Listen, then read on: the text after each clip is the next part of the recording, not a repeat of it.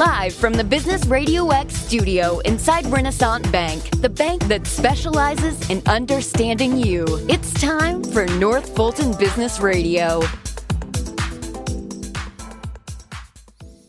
And hello again, everyone. Welcome to another edition of North Fulton Business Radio, first of the year for 2023. I'm John Ray, and folks, as usual, we are broadcasting inside Renaissance Bank in beautiful Alpharetta. And if you're looking for a bank that's big enough to handle pretty much any need you can throw at them as you're a small business, but they're small enough to deliver their services in a personal way, if you're looking for that magic combination, I've found that at Renaissance Bank, and I think you will too.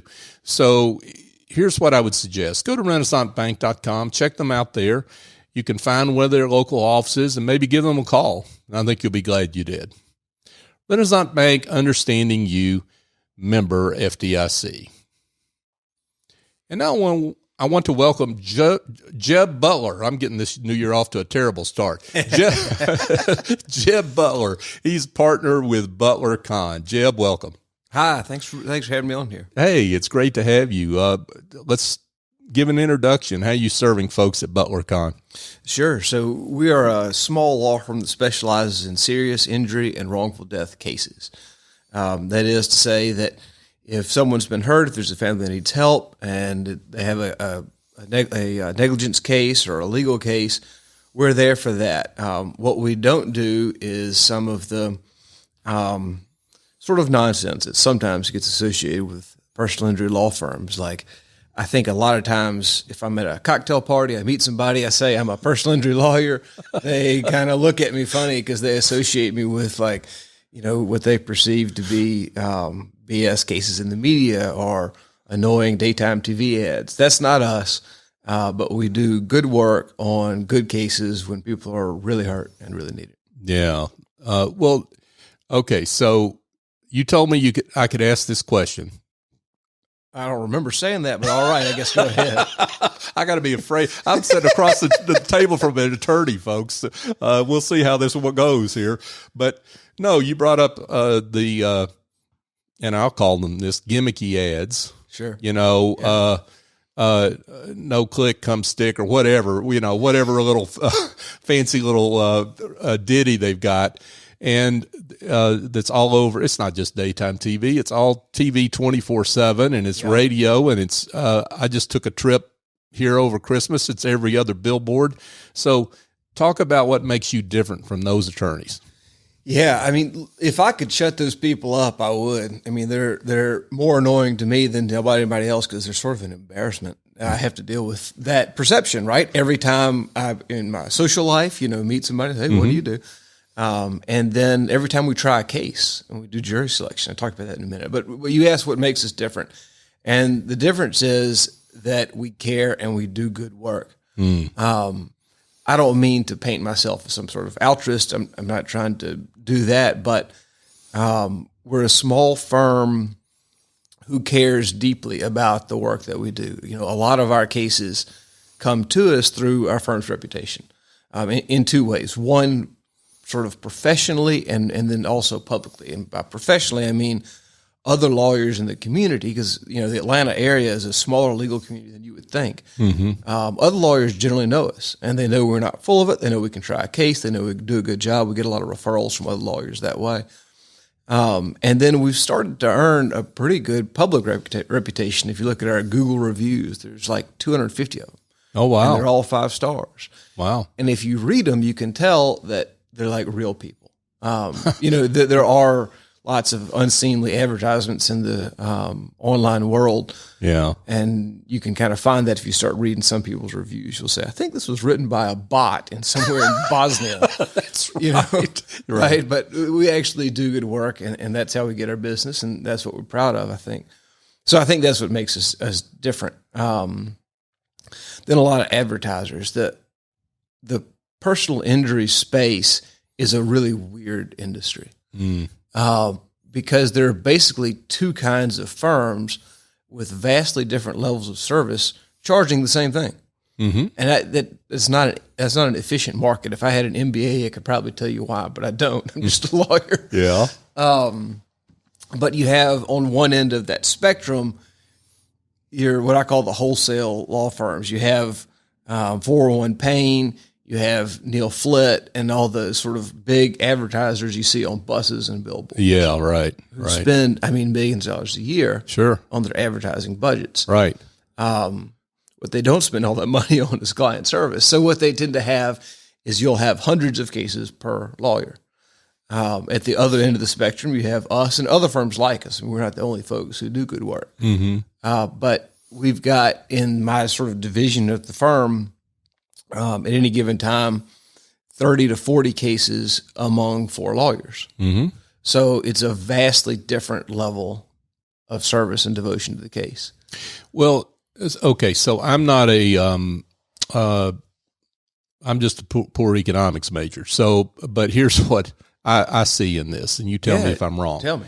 Okay. So what I see is if everyone charges the same thing, and what you mean by that is a percentage of the settlement or verdict or whatever, right? Right. That's what you mean by that. So if everyone charges the same amount and you're with a firm that spends millions of dollars on advertisement, that's money that could be going into the client's pocket that's not going into the client's pocket, right? And if you're a wholesale firm that's basically running a volume business, we call it a mill. There you go.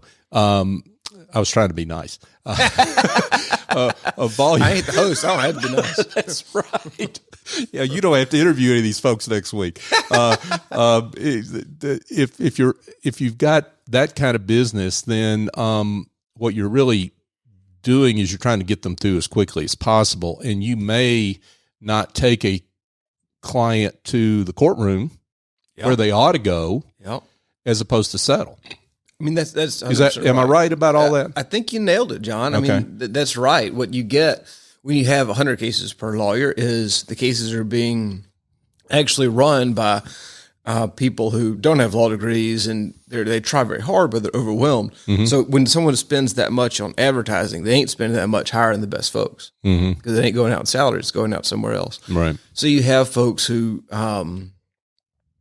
almost by necessity just churn cases through, get it in, get it out, get it in, get it out, with as little attention as possible, because that's the business model, and that works out financially. That works out quite well for the owners of those law firms in the long term, Right. but it does not work out well for the law firm's clients. Right. I think, and I may be naive or optimistic, but I think that we're going to start to see an end to that. I feel like consumers are starting to wise up that with the internet and Google reviews, that's an imperfect method of finding a lawyer, but it's better than picking somebody off a radio jingle.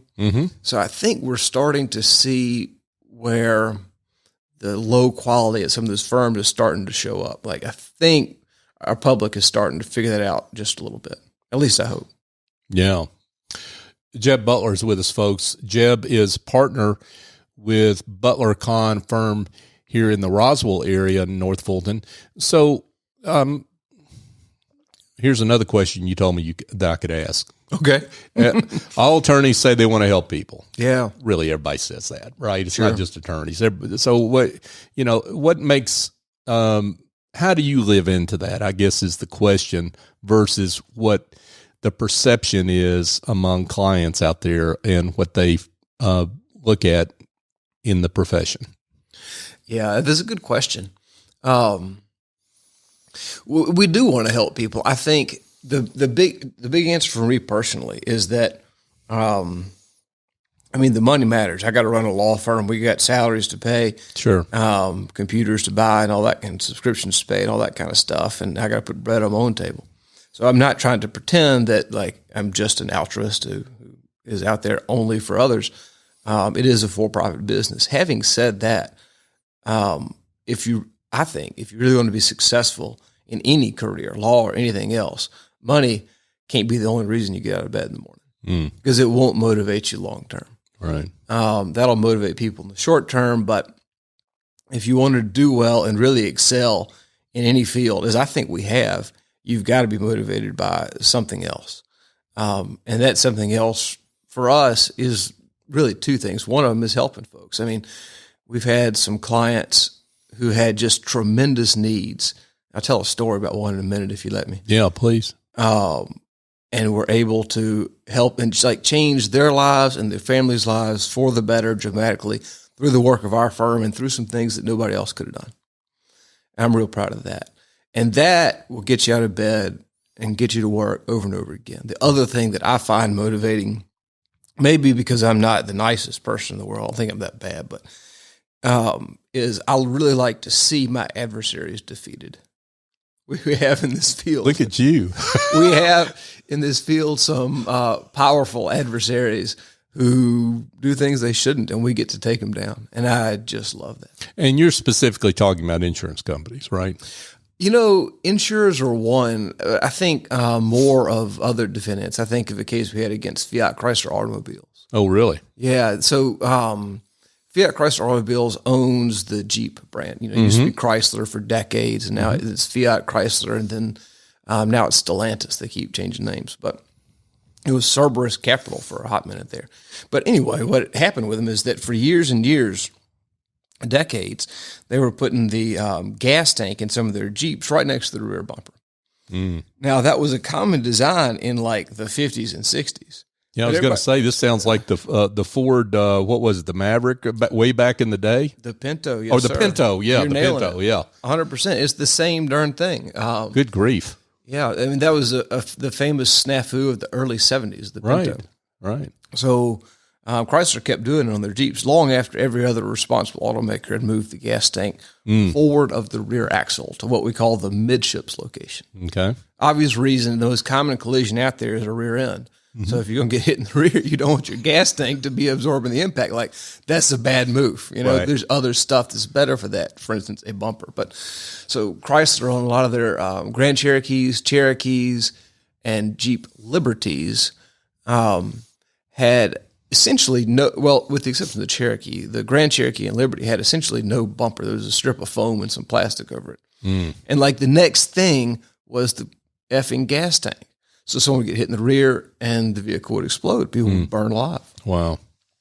We handled one of these cases where a 5-year-old boy was trapped in the back seat and burned to death, and just would break your heart. Like you could, one of the things I'll have seared in my mind forever is the image of his burned body when the firefighters finally got the flames out, pressed against the door, obviously trying to climb out. Like you can't forget that. Wow. But you have a case like that against Fiat Chrysler, and their defenses are just crazy. They deny the problem. We'll find internal documents that are like, you know what? When we test these vehicles internally, we need to stop putting our test instruments like our accelerometers and other measurement devices in the back because they're getting crushed. So that was like costing them money. So they pull their test instruments out of the back, but they left the freaking gas tank there. Lovely. Because it costs too much to engineer a change, right? Even though all their competitors have done it. So we took one of those cases to trial. Fiat Chrysler had settled all of them out of court for decades. We took them to trial, got a $150 million verdict. And I love that. It was upheld on appeal too, but that's a long, hard fight. That case was like 3 years event to trial, which is fast for a case like that, believe it or not. And then another couple of years on appeal. But a case like that puts the word out and it makes a difference, I think. So, when you talk about something to get you out of bed in the morning, that's one of the things. Yeah. Wow. What a story. Well, let's talk about verdicts like that, because I think that's the other thing. People see those verdicts and, sometimes it's over a cup of coffee or whatever, right? The stories that stick in people's minds, that may or may not have truth to them. All they remember is the headline. And then there's the story you just told, right? And here's a 5-year-old who has, I don't know what the outcome for this young boy was, but that is going to have years and years and years of effects to deal with, right? Yeah. And that's really what we're talking about. And I think that's what people don't think about, right? I think that's right. People think about the McDonald's coffee case, and if you actually dig into that, the sort of media narrative is not quite right. But what people think about that, I think, when they talk about frivolous lawsuits and jackpot justice and all the other tort reform phrases, they tend to think less, although I think they do think sometimes about the stories like I just told, like a lawsuit where someone needs to get nailed, and they do. Yeah. But the daily reality, like those are both outliers, right? The daily reality of the personal injury space is something different. The sort of average daily reality case is going to be someone who's been hurt in a collision, not too badly. They call an advertiser firm because that's all they know. They never met me or somebody like me.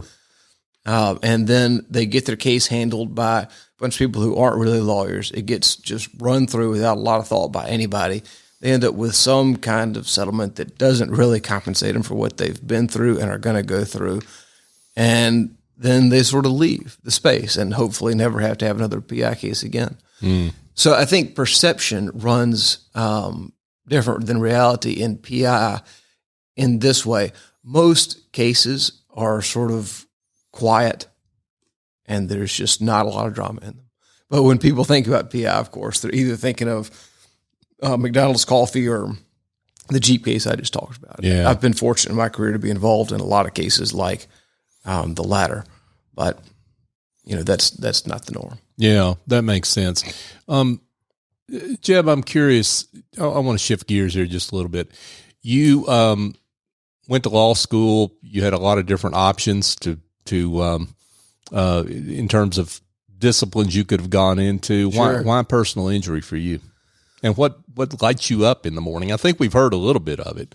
Yeah. What lights you up in the morning to do the work you do?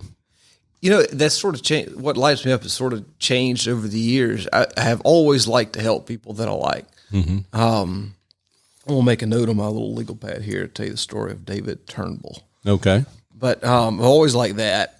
I've always liked winning or defeating adversaries I disliked, which is a substantial percentage of them. Not all. I mean, I do have defense lawyers I get along with, but there's a lot that I don't. And more in recent years, as the firm has grown to more than just me, it's to see that it functions, to see the law firm function as a business where like something will happen in the firm. I didn't do it or even know it was happening, but it was the right thing. And that gives me great pride. To see like someone come into the firm, their case comes through, it gets handled, lawyers, their paralegals, our office manager, our intake person see the thing through. And I don't see it until the end when this nice Google review pops up for us and someone's talking about how much they love Graham Roberts, or whoever, or whatever lawyer they interacted with mainly. Right. That gives me great pride now. I feel it's like, it's like raising bird dogs. I guess there's not many people in your audience who are going to understand that analogy, but when the system has been set up and it's working well and it's helping people it's supposed to help, that's the new thing that I really enjoy. That wasn't always the case when everything was me. I think we've got a few hunters in our listeners that they would understand that metaphor. Okay, good. So I think we've got a few out there. Talk about how someone should pick a PI attorney. You brought this up. Sure. Because nobody goes through life thinking, I need to know a PI attorney, right? that'd be pretty. Nobody thinks that's. I need to have them on my emergency list on the refrigerator, right? Right. So when something happens, they don't know what to do, right? And they may go to their family attorney, assuming they have one. Most people don't even have that. Most don't. So, how do you recommend someone go about that? It's really hard. It's really hard because most people don't know, and most of the law firms that shout the loudest ain't any good. As a general rule, there are exceptions to this day and age, but as a general rule, the lawyers if you see your lawyer on a billboard or a bus, you should hire someone else. How to find it is tough. Personal connections are really good if you have them. Mm-hmm. If you know a lawyer who does family law, or you've had someone who does criminal law or whatever else, asking that person for a referral is usually a good way to go. Because if they can't handle the case themselves, they're going to know someone who does. Beyond that, you really want someone who specializes in personal injury. There was a time a few decades ago where there were a lot of good PI lawyers who did different things, know, and that still happens in some smaller towns. But in a place like Alpharetta or anywhere in Metro Atlanta, if you need a PI lawyer, you want someone who specializes in it, who does just that. And getting a referral is a good way to find it. Absent that, sort of Google reviews is a good way to go. But you've got to look close, because what has happened is that a lot of business people, and unfortunately lawyers too, have learned how to manipulate some of the signals of trust in the online space. I'm shocked to hear that. I bet you are. I bet you are. So you have, people who will buy Instagram followers. Oh, come on. And will buy Google reviews. So you just have got to read a few. And we're still at a point where you can kind of get a sense of whether they're legitimate or not by scanning a few of them. We may come to where AI changes that with that chat bot that's out now. But yeah, that's a true statement. Yeah, that we could go down a long rabbit hole on that. That's true. But let's say you get in front of an attorney. What are the signs you ought to look for? I mean, what are the red flags, right? Or not. I mean, you can't see every new client that comes in. So maybe you've got a case manager, an intake manager, or whoever that person is that you're in front of. What are the red flags someone needs to look for? I'm going to have to make a list on my pad here. Okay. How many pages? Yeah, man. So we've written blog posts about this, but because it's a hard thing people know, and no one knows, and there's no reason someone should, unless they're a particular type of person who, as you said, has got a PI lawyer on their refrigerator just in case. The first thing to look out for is what we call runners. In the personal injury space, we have to abide by the ethical rules that govern lawyers, and good lawyers do, almost without exception. And then there's a heck of a lot of lawyers who don't, and almost without exception, those are the ones who don't really care about the clients. One of those rules is that you're not supposed to solicit business. So if you, John, are in a car wreck, and I see you walking down the road with your arm in a sling, I cannot run up to you and be like, "Hey, man, you need a PI lawyer? I'd love to help you." That's soliciting business. You're not supposed to do that. Right. You're supposed to give people their space. The rule is, we don't do any of this stuff, but I think the rule is after 30 days, I could send you a letter that says, "John, I am a personal injury attorney available to assist you. Signed, Jeb." But there are a ton of lawyers who don't abide by that. And the typical format of that is they will have someone in a law enforcement position who can get them police reports of crashes before everyone else gets them. And they'll have people just randomly cold calling people who've been hurt in collisions, saying, "Hey, saw you've been in a crash. You want some help?" If someone does that, they're violating the rules, and they probably don't really care about you. I wouldn't hire that person. Another way it happens is people will show up in emergency rooms. There will be medical personnel who have a special arrangement, probably economic in nature, with some law firm or another, who will allow in a representative of a law firm to say, "Hey, you should meet this person. Maybe they can help you." That's shady as it gets. Right. Don't do that. Another sign of trouble is someone who doesn't ever try cases. And you can ask lawyers about this, and most of the time get a fairly straight answer. But lawyers who never go to trial are bad for any case. They're bad even if you don't want to go to trial, if you want to settle the case. I think this is something that a lot of folks don't realize. We'll have clients, and I'll start talking to them about the case and how to build it and what we need to do to get ready for trial. And they'll sometimes say, "Jeb, I didn't say I want to go to trial. I mean, I don't want to wait 2 years for all this. I don't want to sit through a trial. Can't we just settle it?" And the answer is yes. I mean, 95 or up percent of our cases even settle, and we will try cases. But if you have a lawyer who only settles cases, you ain't going to settle it well, because the insurance company, whoever's on the other side of the case, knows that. Right. So you're not going to get meaningful settlement offers that reflect the value of the case, because they know that if they lowball you, you're going to eventually take it. Yeah. Since your lawyer doesn't have the chutzpah but to go to court up for you. Sure. No, that makes perfect sense. So if, let's say you go to the next step, you hire you or any other PI attorney, can I discharge you if I'm not happy with what's going on? And how should I judge whether I should be happy or not, right? Because that's hard. But you've got all these legal terms, subrogation, but people don't even know what that is. I barely know what it is. You've been reading, man. That's good. Well, I had to do some homework for this interview, but even then, I mean, you know, these are all terms that people don't know, and so they don't understand how to gauge effectiveness, right? Yeah, I mean, that's another really good point. Your first question's easier, so I'll answer that first. Can you fire your lawyer? Yes. All you got, it doesn't have to be in writing. It's best to do in writing if you get to that point. We get this question a lot. People will call and they'll be irritated with lawyers, say, I want to hire you instead. And we always are very careful to say, look, like, that's a decision for you to make. If we take no position whether you should or should not fire your lawyer. If you decide to do it, you can. It's best to do it in writing. And it can be a text message if you have someone at the firm you can text with, or an email or a letter or whatever. But all it needs to say is, I no longer want you to represent me. Thank you. Goodbye. And it's over. Mm-hmm.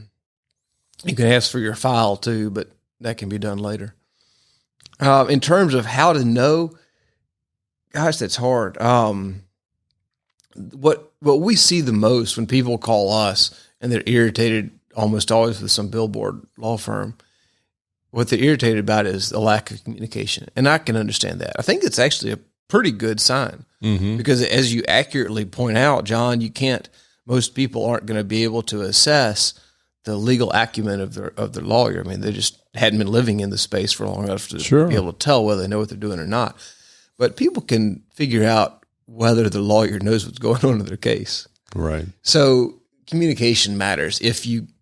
We get calls from frustrated clients when they say things like, I can't get a hold of my lawyer. I called and they don't call me back. I can't even talk to my lawyer. All I get to talk to is a case manager, and I don't even know what that person's background is. Or there are questions I keep asking that can't get answered. And that's a pretty good sign of trouble. I mean, if your lawyer doesn't have time to talk to you, perhaps you should find one who does, if you want to. So communication is a good key. And then familiarity with the case can be another. You know, if you get your lawyer on the phone and the lawyer obviously has no idea who you are or what your case is about, other than the most superficial details that the lawyer can read on a computer screen that he pulls up when you get on the phone, then that could be a sign of a problem. Yeah.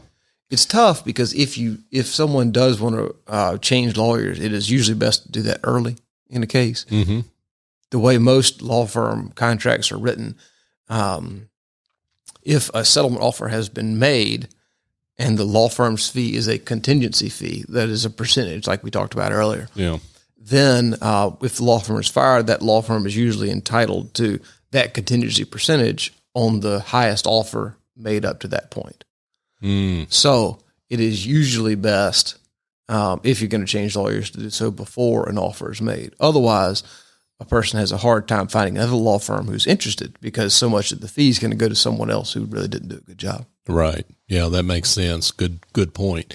You know, we're coming down on time here, and I want to make sure we get to, sounds like you had a story to tell us, and maybe this story fits with the question I want to ask, which is I'd love to hear about a success story that you're particularly proud of. Thank you for that softball question, and nice reminder, because I had forgot. I got talking too much, as usual. We had a case, it resolved last year, 2022, that we really didn't make a difference. We had a young man in his 20s, was in North Georgia, and he was on a motorcycle. He was on a date. His motorcycle stalls out at an intersection. So he's sitting there trying to get the thing restarted. He's probably kind of embarrassed. He's got this cute girl on the back of his bike. And there's a minivan coming behind him. Minivan hits him. Knocks he and his girlfriend off the bike. She has some like scrapes and stuff, and she's otherwise fine. I don't know if he would have been fine or not, but he gets knocked to another lane, and then another driver came by, ran over him, and ran off. So you had a hit and run of a person who was laying prone in the lane after he'd got knocked off his motorcycle. And the injuries in that case, I call him David Turnbull. That's a pseudonym to protect privacy. But for David, the injuries were catastrophic. He won't walk again. He won't talk again.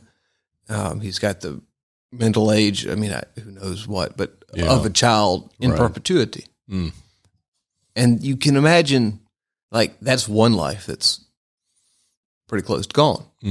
And then you can imagine, if you think a little bit, how that probably affects his family, because it reroutes everything. You know, like they don't have the money to take care of him. They've got medical insurance that covers some of the stuff, but it don't cover everything you need for someone in that condition who's essentially bedridden for the rest of their life. They has to be fed through a tube. You have to move them to shower them.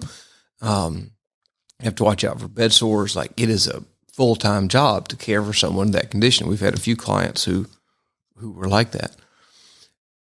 And so it changes the entire life, not only of him, but of his family, right? His parents have to devote like all of their non-work time to caring for him. They have to get up throughout the night to turn him, because if you can't turn yourself, as he could not, and you lay stationary, you'll get what's called bed sores or pressure sores or pressure ulcers. Right. So someone has to wake up and turn them throughout the night. So like, there's no more sleeping the night through. They're caring for their adult son. There's no more social life. They have to worry all the time about what's going to happen to David when they are gone, because you usually predecease your children, right? But who's going to care for him? Well, there's not an obvious answer to that question. David had a brother. He worked out. He'd done real well and got a job out of state that he was real proud of. But was he going to have to move back, abandon his career to help care for his brother? I don't know. And it was a tough case from a legal perspective. The available insurance limits were far too low to do any meaningful good with that case. And then the dynamics of the collision were tough. Most people, I think, have heard of accident reconstructionist. It's an expert, often a former police officer, who will say, what happened and why in a collision, and kind of shed light on who's at fault. And we, in order to help the family at all, we got to prove the person who hit David in the rear is at fault. We had to try 5 times before we found an accident reconstructionist who could help us with that case. Wow. You need a human factors expert. People usually don't know what that is, but they evaluate driver's reaction to various stimuli. Had to go through 4 before we found one. Anyway, we worked real hard on that case for a real long time. We were able to resolve it for $45 million. And that makes a world of difference, right? Now there is hired help who can come in and care for David. Now there's someone to care for David after his parents are gone. Now David's parents can have some sort of social life. They can also like do things they like to do before. Like, they were a family that liked to camp in RVs. So now they can get a specially set up RV to do that. In fact, we sent him to Black Rock Mountain State Park on David's birthday this past year after the case had resolved. But we had booked it up for him to give him something to look forward to ahead of time. That's awesome. So it's really cool. They're just fine people. Like, we drove up there in person to meet with them and tell them when the case is resolved for that amount. And, I talked about some hard things in this profession that I'll remember forever, but that's a good one. Yeah. Wow. What a story. And what great work. Jeb Butler, folks, partner at Butler Khan. Jeb, I could keep going, but we got to let you get back to doing the great work you do. So let's give folks directions, though, that would like to learn more about you and your firm, maybe engage your services. How can they get in touch? Internet is butlerfirm.com. Phone is 678-940-1444. And thanks a lot for having me, John. It's a pleasure. Jeb Butler, folks. Jeb, thanks again for coming on. Hey, folks, just a quick reminder. If you have injuries in your business, pardon the pun, if you've got administrative tasks, bookkeeping, other issues that are wearing you out, dragging you down, and you're not able to spend time with the most important people in your business, your employees, your customers, your potential customers, I've got a solution for you. It involves the folks at Office Angels. They're not a temp firm or a placement service. Office Angels matches a business owner's support needs with angels who have the talent and experience necessary to handle the work that's essential to maintaining a successful small business. They fly in, get the work done, and fly out. If that's something you need in your business, my suggestion is to call Essie Escobedo. She's at 770-442-9246, or go to officeangels.us, and you'll be glad you did. I know that personally. I use their services. And folks, we are coming up on show number 600 for North Fulton Business Radio, and we're excited about that milestone, and we're reaching that milestone because of you, because of your support of the show, and because you do what we love to hear about. You share the show with others who might need the services of Jeb and the other some 800 or 900 guests that we've had over the years. So continue to do that, please. And if you're not already subscribed to the show, you can go to your favorite podcast app and subscribe using the search term North Fulton Business Radio. The show will pop right up, and you can subscribe and hear all our shows as they're released. So for my guest, Jeb Butler, I'm John Ray. Join us next time here on North Fulton Business Radio.